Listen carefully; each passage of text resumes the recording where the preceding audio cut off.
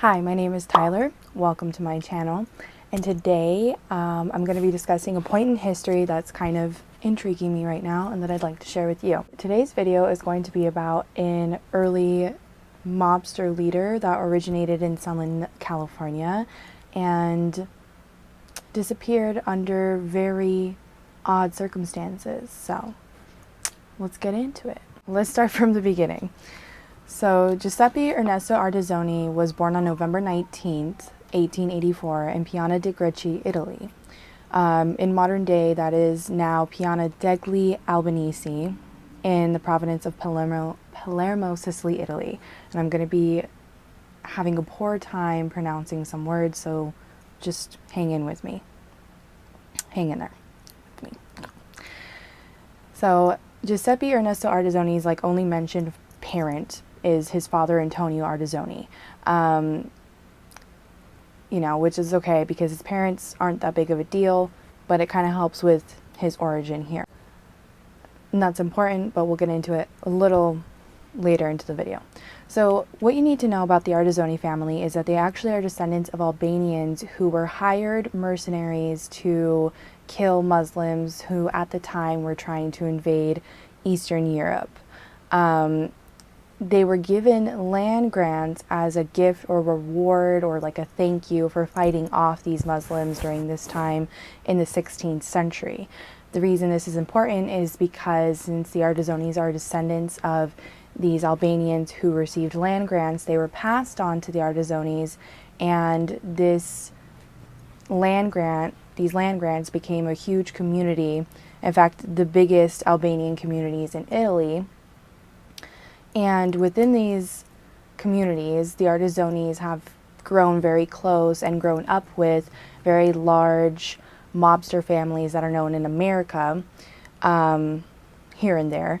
These two families, which are very important within this story, so try to remember them, are the Cuccias and the Montragas, okay? Now back to the Ardizzone family.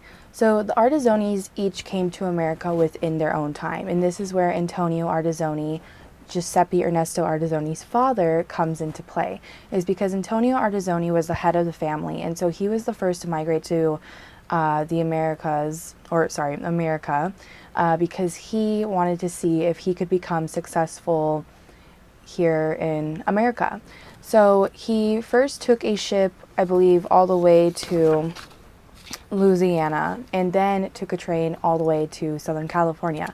Now at the time, the relation with America and Italy as far as trading and merch was fruit ships. So a lot of the traveling from Italy to the America, I keep seeing the Americas, America, was by fruit ships. So that was the main point of travel. Once he got to Southern California, he ended up establishing himself a place to live, and from there he began a business of bootlegging. That wasn't Antonio Ardizzone. He actually became a wealthy winemaker and farmer. I'm not sure exactly what he farmed, but he made life off of selling produce and wine and grapes. There was a lot of wealthy vineyardists, I believe that's the word, in this area of this time. So he made a very good living off of that. The next two people to follow him into California, after, I assume or presume, telling his family that he was very successful out here in California, his sons, where I think it's Stefano Ardizzone and Francisco Ardizzone, then followed him out to America to join their father and help him with the business that he was in the middle of doing. Antonio, Stefano, and Francisco moved to California from Italy. The last person to join them was Antonio's third son, Giuseppe Ardizzone. When Giuseppe Ardizzone came to California, it is uncertain as to why, but he Americanized himself by changing his name from Giuseppe Ernesto Ardizzone to Joseph Joe Ardizzone. My opinion alone as to why he did this was probably to protect himself and his true identity upon moving to America, because he knows that him and his family are partaking in illegal activities in a very scandalous lifestyle. So it could have just been to protect his identity. It could have just been to start new, start fresh, you know. Maybe he had like a bad life in Italy and moving to America was just like starting over, and he started with his identity and changed his name from Ernesto Giuseppe Ardizzone to now Joseph Joe Ardizzone, you know, from California. So now we have like a character change. So just to clarify, we were Giuseppe Ernesto Ardizzone is now Joseph Joe Ardizzone. So we've got that out of the way. And not to mention, if I can find the documents, I'll put them up here on the screen. But Joseph Ardizzone in general is like very deceptive of his appearance. He was constantly doing this, I believe, to evade the authorities, because back then you didn't have pictures. I mean, you did, but they were hard to come by, and you didn't have like identification cards like you do today. It was kind of, we were still going based off of the description of the person, you know. You had to like still fill in like hair color, eye color, and all sorts of stuff like that. So in some of the documents I come across, he's always like varying between like eye color and hair color and height and appearance. And if I find those documents that he signed back in the day, I'll put them up here on the screen and try to like point out the details. But I think he was constantly doing this to like mess with people who would like reference those documents and be like, this isn't, I don't think this is you. You're free to go. You know, like he was constantly trying to save his ass by writing different descriptions in there. So business for the Ardizzone family was popping off, and not too long like into staying in California, Joseph was already causing issues for himself. In 1906, he got into a very big feud between a Montraga gang ally named George Maizano. It is said that they were arguing over a business transaction that was taking place between the both of them, and they could not come to an understanding or a decision. And so in order to compromise and work through this little feud, they went to a mediator of both the Ardizzone and the Montragas named Joseph Cuccia. Joseph Cuccia was highly respected in the mafia underworld because he represented Italians in the court of law that could not speak proper English. He translated for them, and this made him very respectful of others, and others were respectful of him. And he tried to help George Maizano and Joseph Ardizzone work through their issue. However, the verdict came down to Joseph Cuccia ruling in Joseph Ardizzone's favor. Now, it's unknown the details whether if Joseph Ardizzone was really, in the right, or if George Maizano was, or if maybe he was in the wrong and George was, vice versa. But it was said that George Maizano did not like that Joseph Cuccia had taken Joseph Ardizzone's side, and so he went back to the Montragas, and he basically was like, look, Joseph Cuccia is a dick. He said I was wrong. He didn't take my side. I hate him. Let's kill him. And so threatened Joseph Cuccia's life. And because of this, Joseph Ardizzone felt very protective of his cousin. I almost forgot to mention that. The reason George Maizano thought that Joseph Ardizzone was taking, thought that Joseph Cuccia was taking Ardizzone's side is because they were cousins. Which I think they were trying to be fair. But once George Maizano threatened Joseph Cuccia's life, Joseph Ardizzone was not having it. And right then and there, he shot him about 6 times and killed him in cold blood. So this was on July 2nd, 1906. And from that moment forward, Joseph Ardizzone had to leave the state of California because he was now a fugitive wanted for murder of George Maizano. This definitely pissed off the Montragas, as that was an ally of theirs and a very good associate. So Joseph Ardizzone was on the run.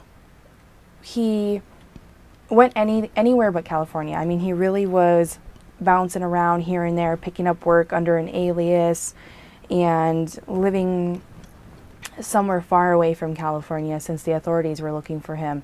And he was gone for about 8 years, okay? While he was gone, Joseph Cuccia was unfortunately assassinated, I believe, on September 24th. Let me fact check that. I was one day off. On September 25th, 1906, allegedly, a gang member by the name of Tony Montraga had assassinated Joseph Kucha, killing him in a drive-by. So,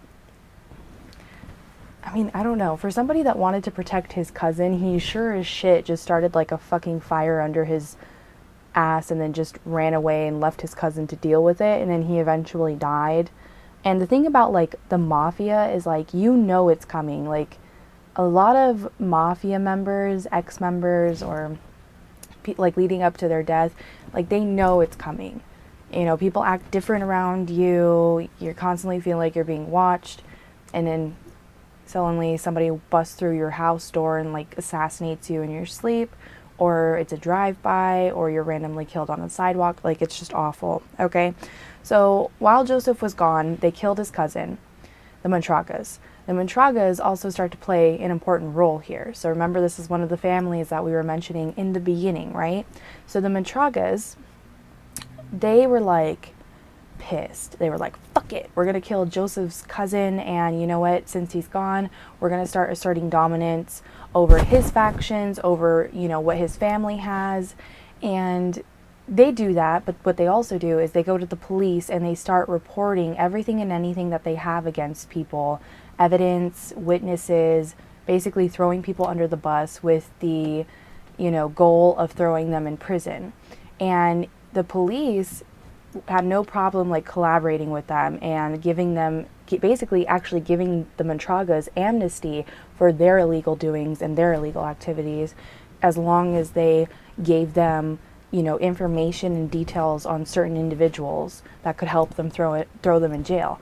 Because if you think about it, the police have always had an issue trying to hunt down and detain mafia members. You know, they always have moles, they always have connections that just end up getting them out of a tight spot. So police are always frustrated. They're always trying to get, you know, these gang members like in jail for crimes they've committed that they know they've committed, but just like somehow they evade, you know, their charges. So they were like, you got information? Give it to us, we'll take it. And you want amnesty for killing a bunch of people and bootlegging and drug dealing and underground firearm trafficking? No problem. Just tell us what we need to know. So as this is all going on, it gets up to the year 1914 when Joseph finally comes back to California. But it's reported that in 1912 he came back, but it just wasn't known until like 2 years later because somebody reported him, and we'll get into that. But it isn't quite sure like why he came back. I personally think maybe it was enough time to wait out a murder that he committed. But, you know, people may have other different opinions, which is fine.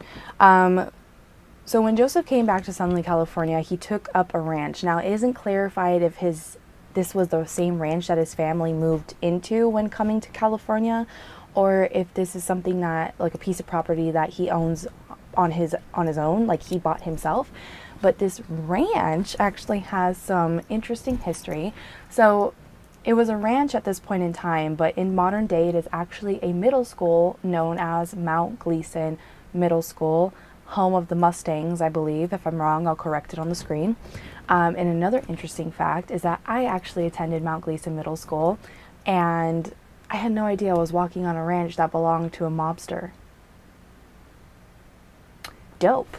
And so in this ranch, he used it for his work. You know, he did a lot of bootlegging. There was a lot of very interesting, mysterious underground tunnels within this property. And in modern day, they were discovered while they were trying to reconstruct it into the middle school that it is today. And people, construction workers and their machinery kept collapsing inward into these tunnels and like falling and getting injured. So they actually needed one of Joseph Ardizzone's descendants to be on the site and help guide them and, you know, tell them where not to go, because these men kept getting hurt. Their machines kept, you know, they're heavy, so they kept caving in on these tunnels, and they actually needed this descendant to be with them 24/7 until they were finished with the area or filling up the tunnels. I think they're gone now, but it's very interesting. So, you know, he bootlegged, he did a lot of drug dealing, he did a lot of like illegal firearm, you know, selling and stuff. and he did it out of this ranch, but he also lived here. So let's go back. Okay, so in 1914, he was found out by the authorities. But the reason he was found out by these authorities is because supposedly, according to some of my resources, in 1912 he actually is the time he came back to California. But in 1914 is when he was arrested. So let's start at 1912. 1912, he came back to California, and he met a girl. That's right, our mobster is capable of love. He met a girl, and her name is Elsie Ellenberger. I see a lot of variations of Elsie Marie Ellenberger, but just so I don't drive myself crazy and confuse you, we're going to call her Elsa. Elsa like Frozen, yes. And so Elsa, what we know about Elsie Marie Ellenberger is that she was initially born and raised in Germany. She migrated to California, and she was actually a neighbor of Joseph nearby his ranch. The two hit it off. They started talking, started flirting.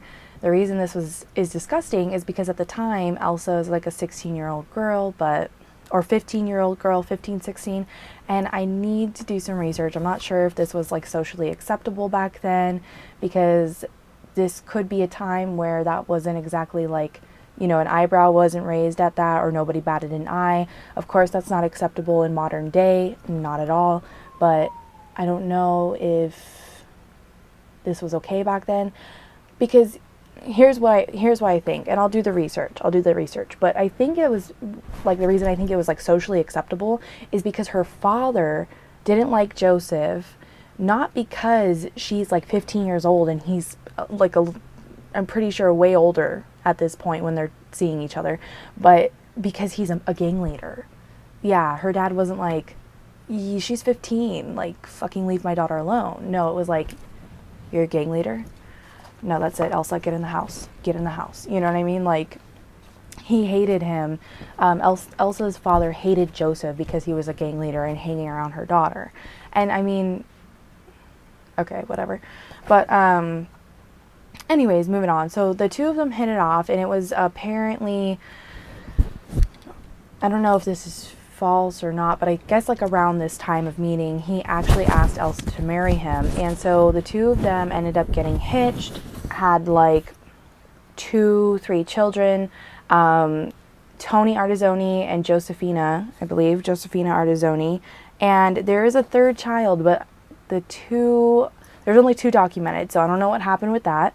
Elsa's father is actually the reason that Joseph Ardizzone was found out by the authorities in 1914 and was arrested for the murder of George Maizano on July 2nd, 1906. So he was like, you know what, I don't like you hanging around my daughter. I know you're doing illegal shit over there. You're sketchy as fuck. I'm going to call the police. And when he called the police actually were like listening to the description of this guy, and they were like, this man sounds familiar. Let's go take a look. They pulled up to the ranch. It was said that they actually surrounded the ranch, and this is a very big fucking area. I'll add some pictures up before how the ranch looked and what it looks like now. If I can find those photos, I'm not sure if they're available to me, but it's a big area. So like the police came and they were not fucking around. It was to the point where, like, Joseph Ardizzone, like, actually, it was said he walked out willingly and, like, let the police take him because he felt like he was that outnumbered and was like, yeah, I'm not getting out of this. So he allowed them to, like, take him into custody, and I will pop it up here on the screen. This is, like, the first mugshot we get of Joseph Ardizzone in the year 1914 of just being arrested, you know? Well, after detaining Joseph Ardizzone, he actually stays in jail for a good year while the authorities are trying to figure out the trial for the murder of George Maizano in 1906. He eventually was acquitted for the murder of George Maizano in 1915, so a year later, because there wasn't enough witnesses, there wasn't enough evidence, or actually, it's more like there was no evidence and there was no witnesses willing to talk. I'm pretty sure they've been threatened with their life at this point or probably paid off. And when you're messing with the mafia and they tell you, look, you talk, you die, you would go with, I'm not going to talk. You know what I mean? Sorry, officer, I didn't see shit. Nope. because you wanted to live back then and you wouldn't go against them because they were crazy and they'd kill you and your family in your sleep. And so so eventually, he goes to trial and they're like, okay, look, we're going to acquit you for the murder because there's no evidence. There's not enough people willing to talk. It looks like it was an act of self-defense. You are going to be declared like not guilty. Joseph was able to return home and everything was good. But of course, the Montragas caught whiff of his trial. And when they found out that he walked and didn't pay for his crimes against George Maizano, they were pissed. Okay, they were pissed. They wanted to kill him. And this is where we get into a very full-on, bloody vendetta war between the Ardizzones and the Montragas. Here's the thing. The Montragas want, revenge for George Maizano's death. And then Joseph Ardizzone over here, even though he ditched his cousin, wanted revenge for Joseph Cuccia, who was murdered by the Montragas. So at this point, both parties are just killing each other left and right. Whenever they get a chance, they plan a hit on somebody that's a part of the other, gang, and they take them out. So the Montragas killed plenty of Joseph Ardizzone's affiliates, and Joseph killed plenty of Montragas, and it was very brutal. In fact, it got to the point where Joseph Ardizzone formed his own little gang to use against the Montragas, because at this point, he wasn't really a gang leader himself. He just had his family, which you could consider a gang, but at the same time, there was only 5 of them, and Joseph Ardizzone needed more than that, assuming that his mom is in the picture, right? His mom, Antonio Ardizzone, his father, and then his 2 brothers and himself, right? So 5 people. It's not very much. So he had to put his own gang together, and he called it the North End Gang. Yes. And this consisted of his 2 brothers, some Cuccia cousins, Borgia cousins, and Mike Marino, who was known as a moralist killing monster. So I'm pretty sure he hired this guy so he could do most of the heavy lifting, be like, you're good at killing people, right? We need you. I pick you. You're on my team. So starting in December 18th, 1917 is when a lot of brutal killings started taking place. And I have 2 of them on account, and I'm going to try to summarize them. But basically, there's actually an old newspaper clip. I'll try to put it on the screen. It's kind of big. It's an actual newspaper strip describing this green vehicle of death or murder. And this green vehicle, I believe, was owned by one of the members in the North End gang. And it was constantly described in some of the interactions with witnesses and the authorities when somebody from the Montraga gang was brutally murdered either in or outside of their house. For one instance, so December 18th, 1917, there was a gang member of the Montraga gang called Pietro Montraga. So he's just walking home, right, minding his own business, and all of a sudden he pulls up, this green vehicle pulls up on the side of the sidewalk, and Pietro's like, oh, hey, I know this person. And witnesses say that they saw him walk over to the car, talk to the person for a little bit, they're all good, everything's great. Pietro, I had a burp. Pietro starts walking away.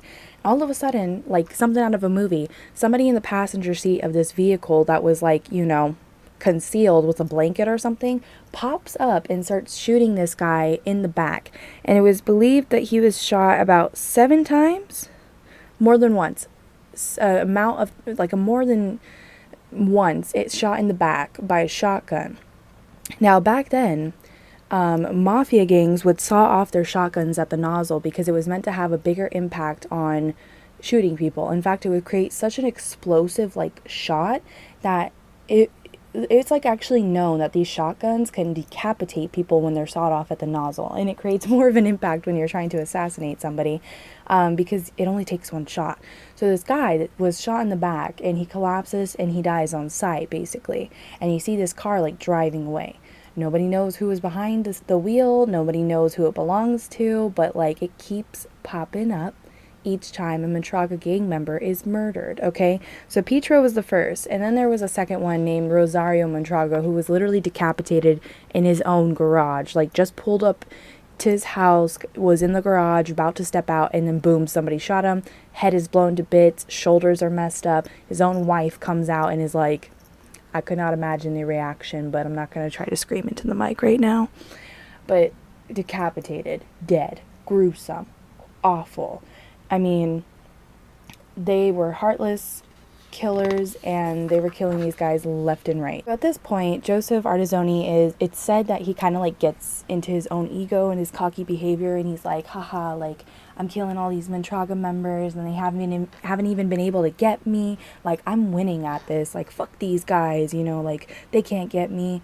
And I mean, one example of like them trying to assassinate him would be on one occasion. So there's an affiliate with Joseph Ardizzone who was named Jimmy Basil, and he came with Joseph to the, at this point in time, like, current mob leader named Rosario de Simone. They went to his house in Downey, California for dinner, and when they were leaving, they were ambushed by 3 men with shotguns in a large sedan who like blocked off the street and started shooting at these two. It's kind of like unclear like exactly the time, like the events that happened. At some point they tried to get in Joseph's car and I guess drive away, but then they were ambushed, and so they were being shot at. And at some point Jimmy Basil like dies in the car. He got shot way too much, like they blew up the car with the bullets and sprayed it. And so Joseph Ardizzone tried to, like, at this point he was wounded, was shot 7 times in the back, tried to crawl back to Rosario's house, where Rosario's son Leon de Simone, who was like a doctor, a practicing doctor at the time, pulled him into the house, you know, started like addressing his wounds, and then called an ambulance to pick him up and bring him to a nearby hospital, which was called the Hollywood Hospital at the time. So there's like all these assassinations going on, and this was like the first time they really did attempt to kill Joseph at this time. And during this event, it's kind of like unclear whether or not that was like an assassination attempt on the Montragas, or if Joseph Ardizzone was trying to kill Jimmy Basil because he wanted some of his factions in the bootlegging industry between like all the gang members and stuff. You know, nobody knows like if he killed Jimmy himself, or if he wasn't even trying to protect Jimmy while they were being you know, ambushed by these guys. All I know is that when Joseph Ardizzone like got to the hospital, the men that ambushed them actually continued to follow the ambulance to the hospital, tried to like seek out Joseph Ardizzone once he was getting medical attention within the hospital, tried to kill him again, but he like succeeded in surviving the attempts on his life a second time, and then had to call his family to come act as bodyguards and protect him up until he was finished, getting like stitches and like the medical attention that he needed. But 7 times, shot 7 times in the back by possible Montraga members, and still survived. And that's kind of where he like gets his gang name from. They called him Iron Man.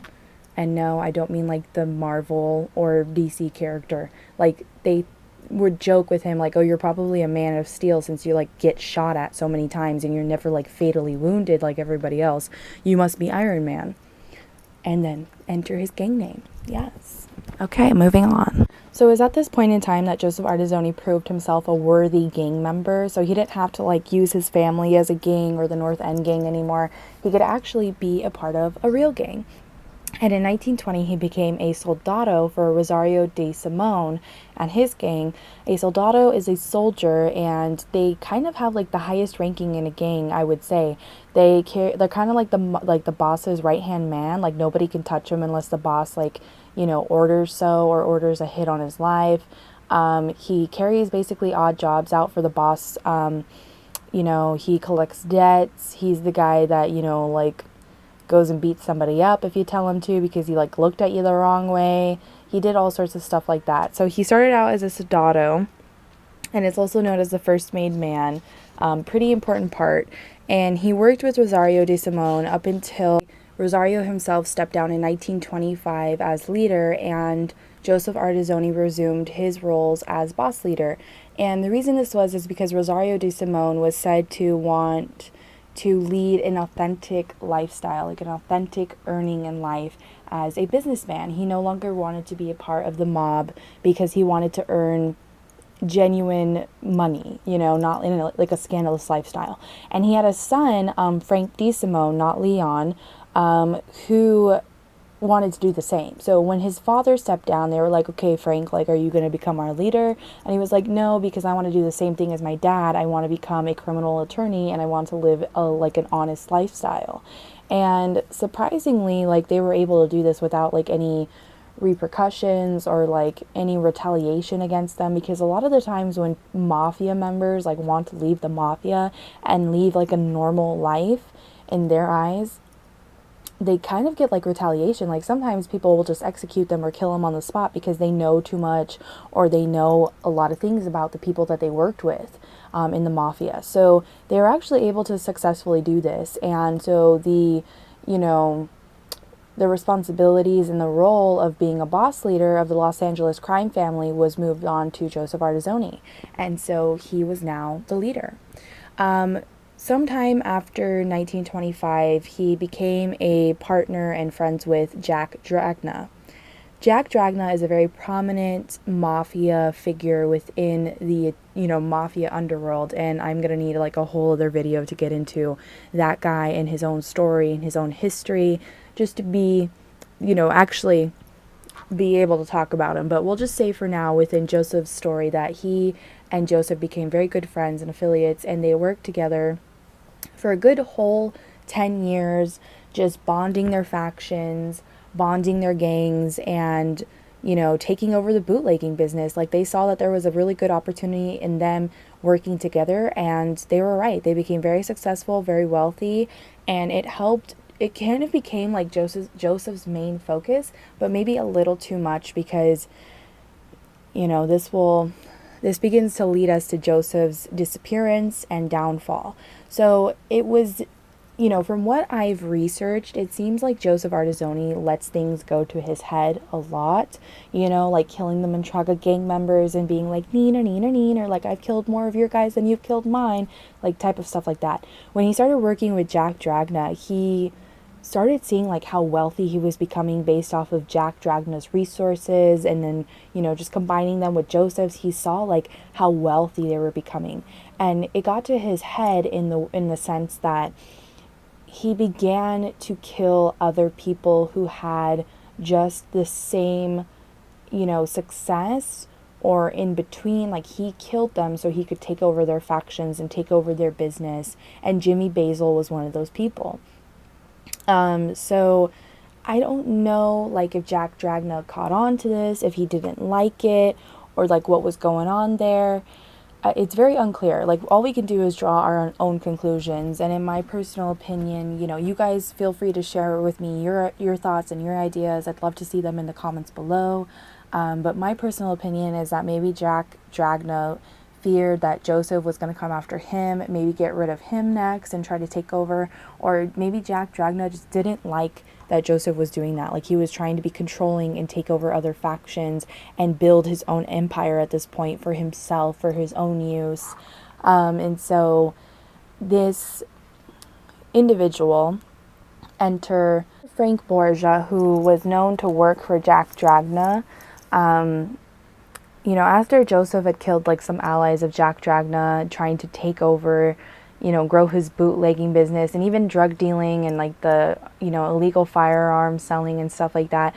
Like, after killing some allies of Jack Dragna, Frank Borgia is known to be like a classical mafia hitman. Excuse me. He was the kind of guy you went to and was like, I'm having a problem with this individual. Can you please take him out? It would be just a lot better if he was out of the picture. Frank Borgia actually has a lot of missing persons cases attached to his name. There are 2 individuals besides Joseph Ardizzone who have gone missing and have either last been seen with Frank Borgia or have been, you know, witness to last talk to him, or, you know, Frank Borgia is spotted in the area that said witness has disappeared in. You know what I mean? Like, he is all around sketchy. He's all around scary. This is the guy you did not want to run into. He was the guy that if you saw him, your days were numbered. That was the kind of thing Frank Borgia gave off, and that's what he was. So let's get into the day where Joseph Ardizzone disappeared and was no longer seen ever again. Sorry, I'm not laughing because this is funny. I'm laughing because I'm uncomfortable, and if I go missing after this video, Frank Borgia. On October 15th, 1931, exactly 6:30 in the morning, Joseph Ardizzone was seen leaving his ranch in Sunland, California, wearing a black suit, black tie, and a black felt tip hat. He was in his dark blue Ford coupe, and he was known to carry his .41 caliber Colt revolver. It was discovered later on that he was headed to Etiwanda, California to greet a cousin that had just arrived from Italy. He was going to meet this cousin at the Cuccia family ranch. It was said to belong to Joseph Cuccia, the recently deceased cousin of Joseph Ardizzone. And again, the details are very unclear, so hang in there with me. It is said that he was going to pick up Frank Borgia, even though Frank Borgia is mentioned before this event, like known to be in California before this happened, so I'm going to rule that out.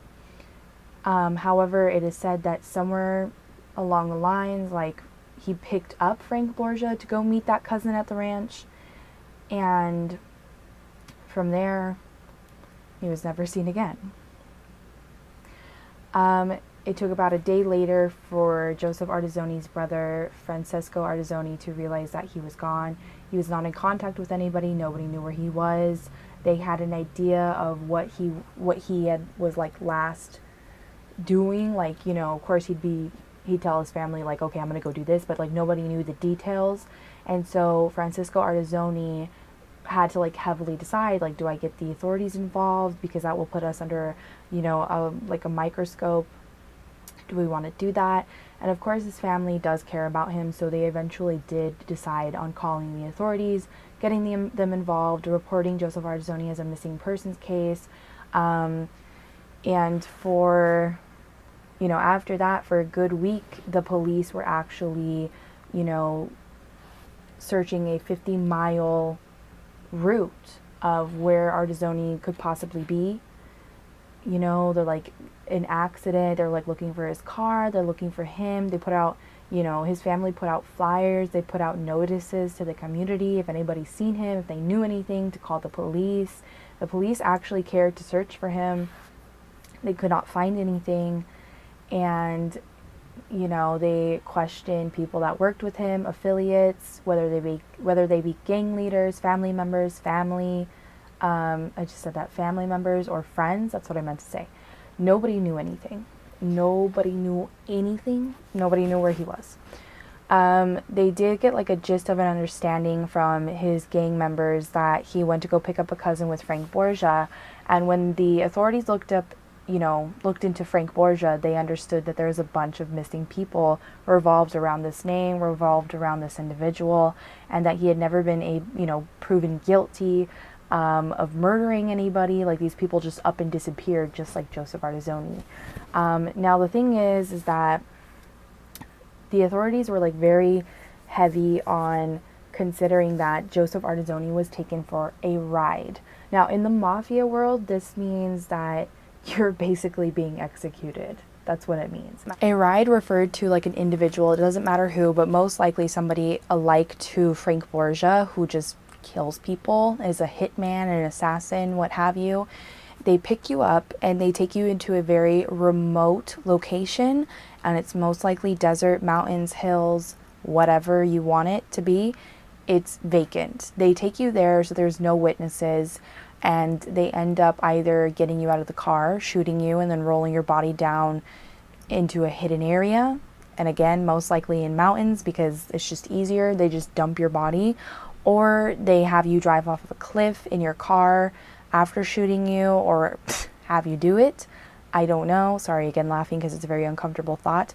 But either way, a ride means you're dying. That's what it is. It's like an assassination just waiting to happen. So they believe that Frank Borgia took Joseph Ardizzone to go pick up his cousin, when really that was probably just a front. Maybe Joseph Ardizzone knew this was coming. Maybe he knew there was no escaping it.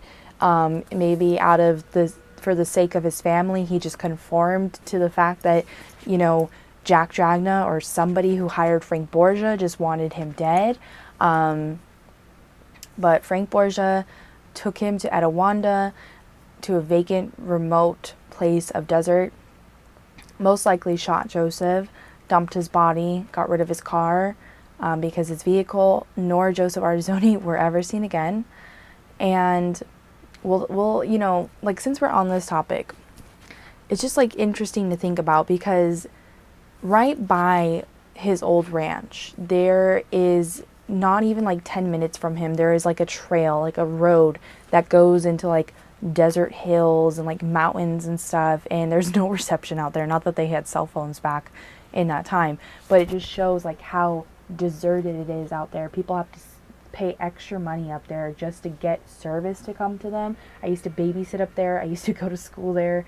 Like, you know, it's like, you know, like, I'm just gonna say, like, if somebody took him up there, or it doesn't even matter if at the time they took him somewhere in Etowanda that was vacant, because at this time there wasn't like many houses built or civilizations built. Like, anywhere at this point was like a deserted like land in California. So, you know, they could have just took him up there, shot him, dumped his body, you know. They could have took him somewhere in Etowanda, shot him, dumped his body. Like, nobody would know, because at this point in time, California was like a very desert land. Like, there wasn't as much like houses, buildings, or civilization like there is now, especially in that area. Like, there's plenty of people that would have been able to witness that, but that back then, there was barely anything. So it wouldn't, you know, it's not a surprise to me that like he was able to just find a place like not too far from this ranch to like kill Joseph and dump his body. And again, like, who knows, maybe Frank Borgia didn't kill him, although that's very unlikely, but still, we'll give benefit of the doubt, you know. And again, share your guys' opinions and perspectives with me, because I'm like, I think Frank Borgia did it. I think he dumped Joseph's body. I think he got rid of his car, whether it be in a chop shop somewhere, or like dumped up there with his body, maybe with his body, I don't know, like inside of the car, I don't know. But next thing you know, within the same day, I think of like reporting Joseph, or maybe the same day that Joseph went missing, somebody set fire to the ranch. Now, they claim that these people are arsonists, like people that obviously hate Joseph, hate the Ardizzone family. I think it was Frank Borgia or somebody working with Frank Borgia, but somebody set fire to the ranch. And this caused the Ardizzones to have to leave, relocate to a better, you know, living situation. But it was clear to them that they weren't safe, that they weren't wanted, that their safety disappeared along with Joseph Ardizzone. And so the fire was put out. Thankfully, it didn't spread, and I couldn't find any record of it, but it is said in a lot of, you know, articles that there's a fire started at the ranch. And what gets me is that they report Joseph Ardizzone missing. I don't understand, because a lot of people are very hell-bent on the fact that he was taken for a ride. There's newspaper articles saying that he was taken for a ride and possibly murdered out in a desert location. But they say that he's missing because there's like some small belief within some resources or reportings or findings that he actually was killed in this fire, and that he somehow got out and survived. So he's not dead, he's in hiding or something. I'm sorry if you can hear that. I don't know what the fuck is going on. But, yeah, like it doesn't make any sense to me, but I wanted to put that out there just so, like, you guys know, like, the full, like, information, like, full spectrum. Like, some people think he was taken out for a ride and killed by Frank Borgia. Some people think that he was back in the ranch and killed by a fire, but he got out because nobody was found. And even to this day, if you guys go to Wikipedia, it says, like, missing for 88 years or something of that sort. I have it here. Yeah, so in the time of making this video, July 20th, the year 2020, Joseph Ardizzone is now 88 years old, 9 months and 1 day later. He was 46 years old when he went missing in 1931. So, yeah, I don't know. It's very interesting. It's very interesting. It's very mind-boggling. It's like, what happened to him? Who did it? Where is he? Who started the fire? Like, I don't know. I guess we'll never know. Anyways, I wish that we had a different ending there. I wish that, you know, I wish we could have a better understanding of what happened to Joseph Ardizzone. But yeah, I mean, he is notably one of a few mobsters that went missing in history and that nobody knew what happened to him, that people can only just draw their own conclusions and conspiracy theories and, you know, just try to figure out with what we have on the internet to this day about what happened to this individual. But yeah, share your thoughts and like what you guys think with me in the comments below. I'd love to read through them and like, you know, maybe think on it a little bit more, brainstorm. But yeah, Frank Borgia, man, gotta watch out. Anyways, this is information that I compiled from my own research on the internet. Some of it being a little bit of my opinion, but everything that I threw at you today was mostly fact-checked from the internet, read from the internet, researched from the internet, my own knowledge just a little bit. But hope you guys enjoyed this video. I had fun researching this and telling it to you guys. If you guys enjoyed this video, please give a like, subscribe, because I have more content like this coming your way. If you have any suggestions on what you'd like to hear me talk about next, please feel free to share them in the comments. I'd love to consider them, possibly make a video. Thank you for joining me today. I hope you guys have a great day, and I'm really sorry if you can hear that construction in the background. I really hope you don't, but what can I do? Have a great day, make good choices, stay safe, and if you know somebody named Frank, run the other way.